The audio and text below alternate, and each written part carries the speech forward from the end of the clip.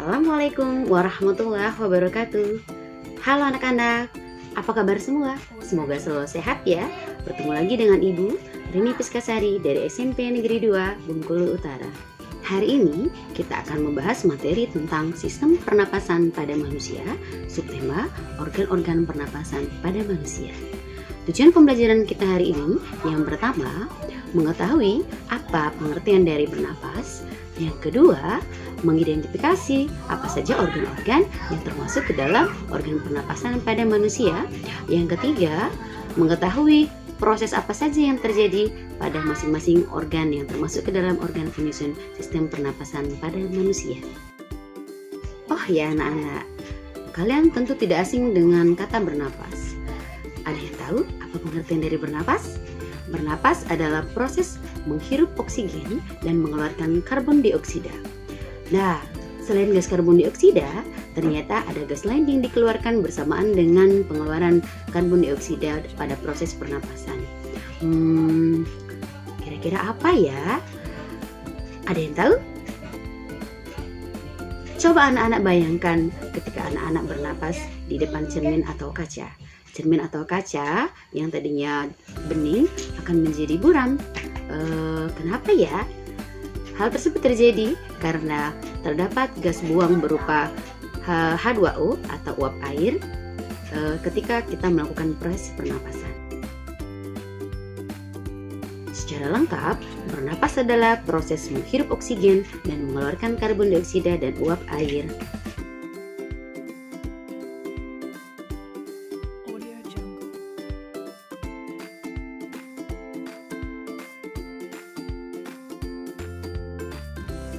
Sekarang, apa sih organ-organ yang termasuk ke dalam organ sistem pernapasan pada manusia? Hidung, faring, laring, trakea, bronkus, bronkeolus, dan alveolus. Pada saat SD, kalian pasti sudah pernah mendapatkan materi ini ya. Namun pada saat SD, kalian hanya mendapatkan materi bahwa organ pernapasan pada manusia hanya dibagi menjadi 3 saja, disingkat dengan HITERU: hidung, tenggorokan, dan paru-paru. Nah, kita akan perdalam lagi ya materinya, bahwa organ-organ penyusun sistem pernapasan pada manusia ada hidung, tenggorokan, dan paru-paru. Tenggorokan dibagi menjadi 3, ada faring, laring, dan trakea, sedangkan paru-paru ada bronkus, bronkeolus, dan alveolus. Pertama, kita akan membahas rongga hidung. Tahukah adik-adik mengapa sebaiknya kita bernapas menggunakan hidung dibandingkan dengan mulut? Salah satu alasannya karena di dalam rongga hidung terdapat rambut-rambut yang berfungsi untuk menyaring udara. Saat udara kotor masuk ke dalam rongga hidung, maka kotoran akan tersaring pada rambut hidung.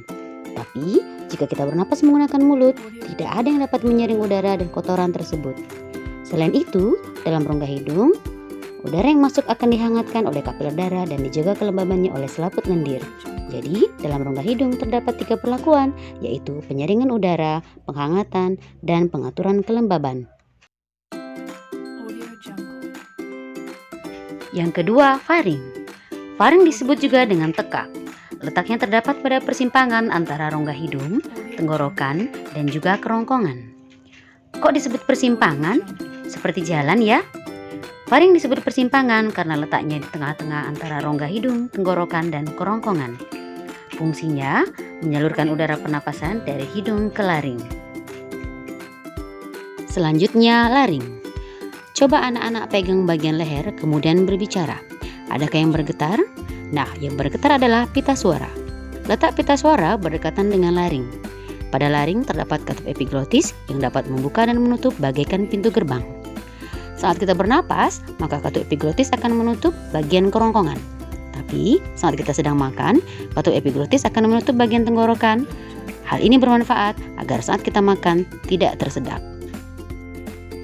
Berikutnya adalah trakea, disebut juga sebagai batang tenggorokan.